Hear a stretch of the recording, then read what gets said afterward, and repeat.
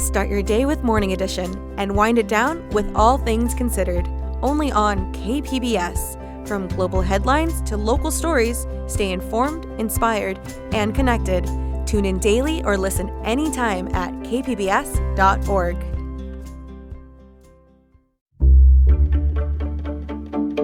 Good morning, I'm Lawrence K. Jackson. It's Wednesday, August 6th. San Diego County is once again on a federal list of sanctuary cities. More on that next, but first, the headlines.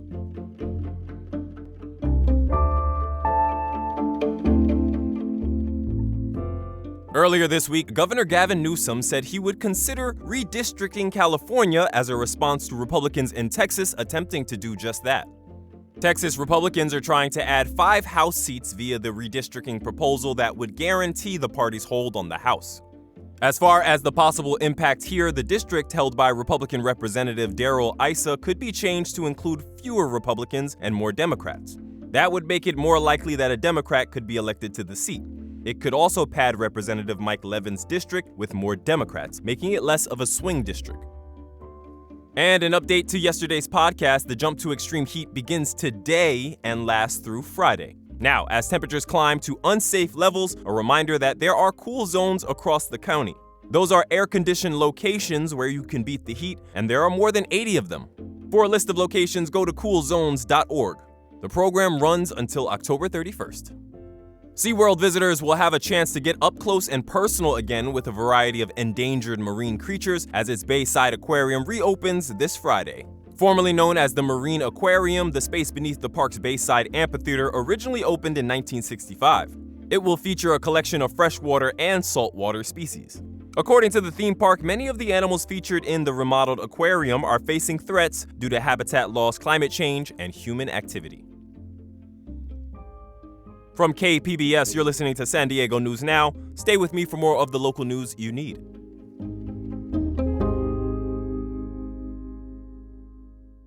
Hello, this is Dr. Michael Lalich, Medical Director and Chief of Staff for Kaiser Permanente San Diego. For more than 50 years, San Diegans have entrusted their health care to us. Our care and coverage connect to provide medical care tailored to each member. With our integrated network of primary and specialty care, we work together using evidence-based medicine to help deliver positive results. We believe in a healthy and engaged life with good beginnings and dignified endings. We believe that life, liberty, and the pursuit of happiness requires total health, including equal access to high-quality, affordable health care. At Kaiser Permanente, our cause is health. Our passion is service. We work to help make lives better. To learn more, visit kp.org/San Diego.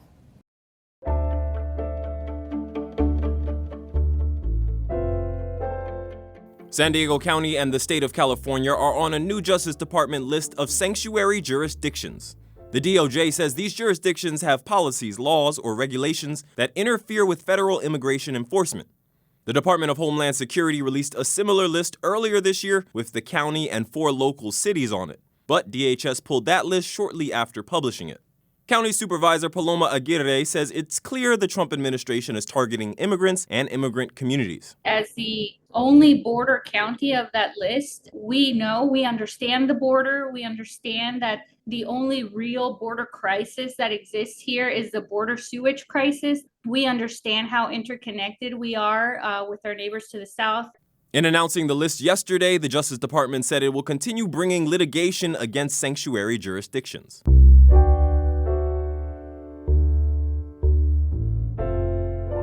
Election results and polls are a steady reminder of how divided Americans are, and it begs the question, do we still share the same civic values? Reporter Amitha Sharma asked San Diego thought leaders about those values and why they still matter. Amitha joined news anchor Debbie Cruz to launch the 6-part series. Amitha, what prompted the series on civic values, and which ones did you focus on? Well, Debbie, I've been on the democracy beat for about a year now, and I've noticed that at the core of almost every piece I've done is a struggle in one form or another over key values, some of which overlap: empathy, truth, authenticity, ethics, power, and love, the agape form of love. So I decided to take a closer look at each value. And before I tell you what the series is, let me explain what it is not. It is not a dissertation or a thesis on each value. It is a broad look at these values through the eyes of a scientist, philosophers, and a religious leader. The insights are profound. On empathy, neuroscientist William Mobley tells us that the regions of the brain that activate when we are distressed also light up when we see others in distress. And Mobley says that, look, if we don't react to suffering with empathy and compassion, we pay a price. And even things we might be able to fix, we may not take as seriously because, after all, the world's all screwed up and it's not my fault. You say there's an overlap of some of the values you looked at. Were there some themes that emerged in your reporting? Yes, Debbie. One is that we as a society are not doing well with any of these values. The people I interviewed offered the inequality gap as evidence of those deficiencies. Here's Justine Sullivan, lead minister of the First Unitarian Universalist Church of San Diego. To cut Medicaid, to cut food stamps, to cut healthcare, and take that money and give it to rich people and corporations, that is obscene. And Debbie, another theme that surfaced is we have to talk to people who disagree with us politically.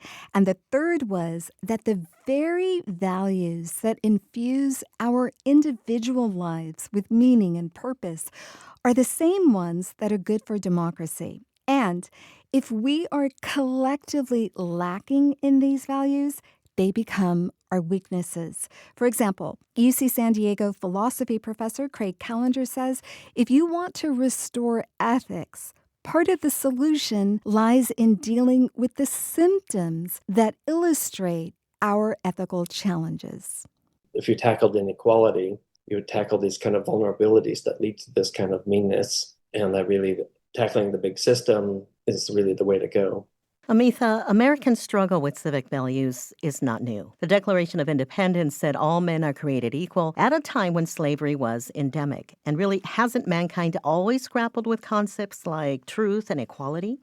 Yes, absolutely. The Hebrews wrote in the Old Testament, justice stands far off, truth has fallen in the street, and equity cannot enter. History also tells us that inequality and xenophobia helped doom the Roman Empire. But what may be uniquely American and a roadblock to strengthening our civic values is our society's commitment to individualism. UC San Diego sociologist Richard Mattson says while individualism has unleashed enormous creativity, productivity, and prosperity, it also impairs us from understanding our interdependence and fixing collective problems like climate change.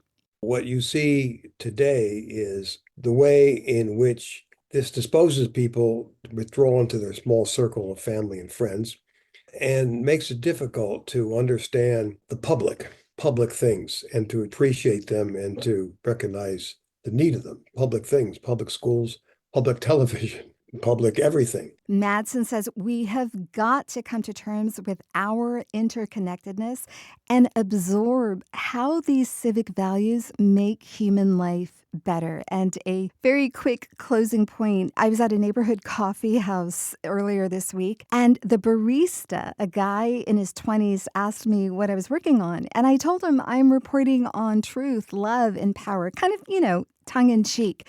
And he said, the things that matter. And I really liked that. Right. That was Amitha Sharma speaking with news anchor Debbie Cruz. San Diego is home to the latest in on-demand military 3D print manufacturing, at least for the duration of one global military exercise. Military reporter Andrew Dyer has more on what it means here, now, and in the future. With this technology, you can basically make parts here on demand when they're needed. Melanie Lang is the co-founder and CEO of Form Alloy, a 3D printer manufacturer based in Spring Valley. These aren't your normal hobbyist 3D printers creating Warhammer figurines or bootleg Legos out of plastic. These are specialized parts made from metals and alloys like titanium and steel. Lieutenant Colonel Michael Radigan says San Diego-based small businesses like Lang's are key in helping get this technology downrange. So San Diego has absolutely been a manufacturing powerhouse for us, and one of the reasons that we wanted to be here for this particular exercise. We have access to capabilities that don't exist in any other part of the country. Radigan says printed components and parts are already making their way to military vehicles and equipment. Andrew Dyer, KPBS News. As we mentioned earlier in the podcast, high temperatures are forecast for the county starting today. Pharmacists are warning that extreme heat could make some mail-order medications unsafe to use. Health reporter Heidi DeMarco explains why. Millions of Americans rely on mail-order prescriptions. Pharmacies like CVS say they use weather-adaptive packaging to help keep medications safe in transit. But those medications can sit for hours in hot delivery trucks or on doorsteps. High temperatures can destroy the active ingredients in several of these injectable agents. Candace Morello is a professor at UC San Diego's Skaggs School of Pharmacy. She says heat poses a risk for medication like insulin, inhalers, or EpiPens. They might stay outside for 12 hours or 18 hours. The insulin, if it's not effective, the glucose will just rise. For those who rely on life-saving medications, Morello says don't let them sit outside too long. Heidi DeMarco, KPBS News. That is it for the podcast today. As always, you can find more San Diego news online at kpbs.org. I'm Lawrence K. Jackson. Thanks for supporting public media by listening and subscribing. Have a great day.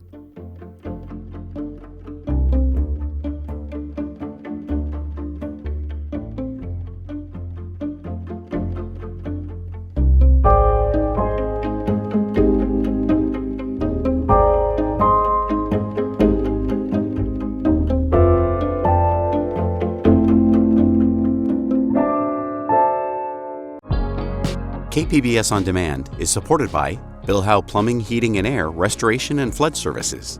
Family owned and operated over 4 decades, Bill Howe has been serving the plumbing, heating and air, and water damage needs of the San Diego area since 1980. With their fleet of trained professionals, Bill Howe has the ability to service all major and minor plumbing and HVAC emergency needs 24 hours a day, 7 days a week.